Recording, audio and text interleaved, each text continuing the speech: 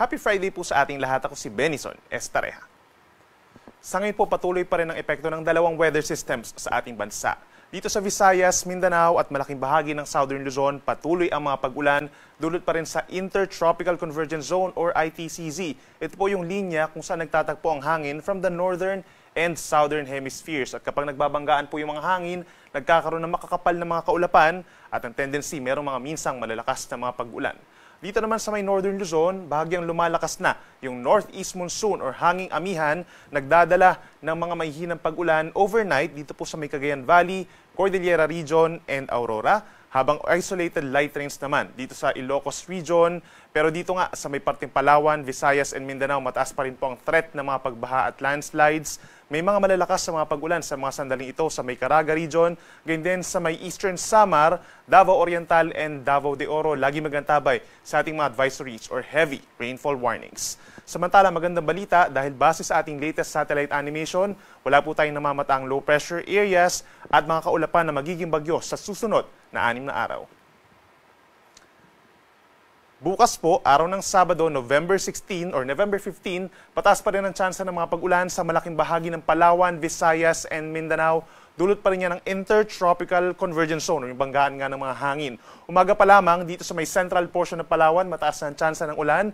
Sa may Visayas, pinakamataas ang tsansa ng ulan sa umaga. Sa may Eastern Visayas at maging dito rin po sa may Aklan and Capiz, minsan malalakas na ang mga pag-ulan. Makulimlim sa malaking bahagi ng Palawan and Visayas sa umaga, and then sa dakong early afternoon hanggang sa gabi, mababawasan yung mga pag-ulan doon. Kaya make sure po na magdala pa rin ng payong kung lalabas ng bahay bukas at mag-ingat na rin sa banta ng mga pagbaha at pagguho ng lupa. Dito naman sa bandang Mindanao, asahan as early as morning, mataas ang tsansa ng ulan sa may eastern portions. Itong Caraga and Davao region pa rin po, aasahan na yung mga light to moderate with the time heavy rains sa umaga hanggang sa gabi. Habang dito sa may western Mindanao, Zamboanga Peninsula, Bangsamoro Region and Socsagen, medyo umaaraw pa naman po paminsan-minsan, no? And then sa dakong tanghali hanggang gabi, nagiging makapal na yung mga ulap at mataas ang tsansa ng mga kalat-kalat na ulan and thunderstorms, kahit mag-ingat na rin sa banta ng mga flash floods or landslides. In terms of temperature, halos magkakatulad ng temperatura sa may Palawan, Cebu, and Tacloban, hindi kainitan from 24 to 29 degrees Celsius, habang sa may Zamboanga City and Davao City naman, between 24 to 32 degrees Celsius.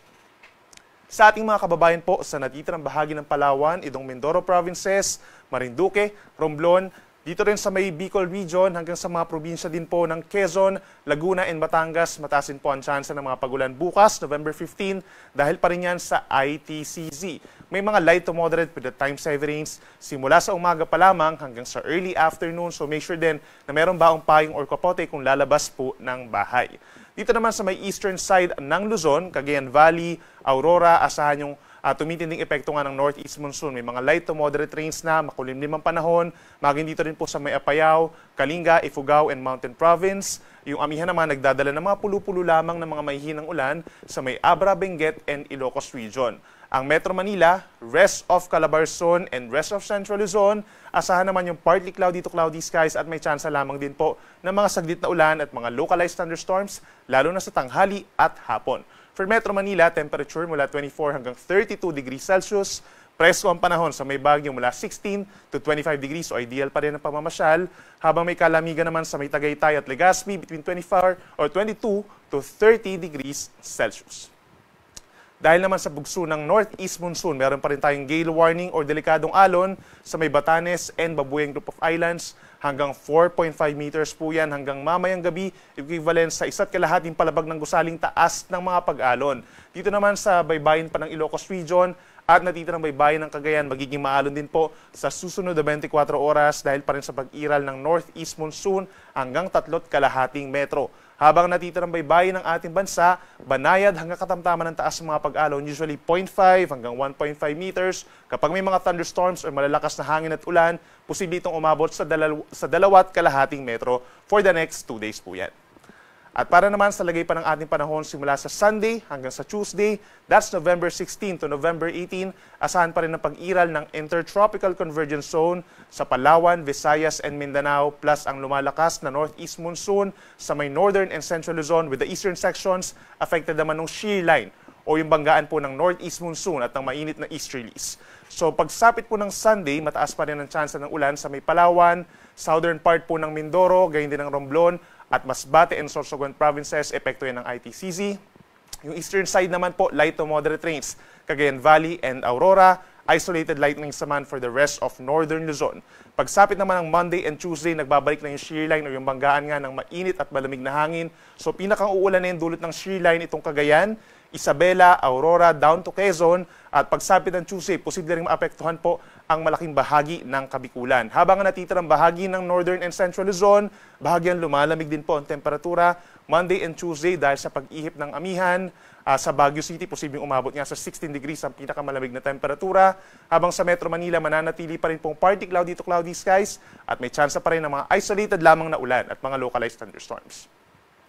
Sa Dakong Visayas, pagsapit po ng linggo, maulan pa rin, dulot pa rin yan ng ITCZ. So sa mga mamamasyal po doon, make sure na meron dalang pananggalang sa ulan. Consider po natin yung mga light to moderate with the times heavy rains po doon, nagkakos pa rin ito ng mga pagbaha at pagguho ng lupa.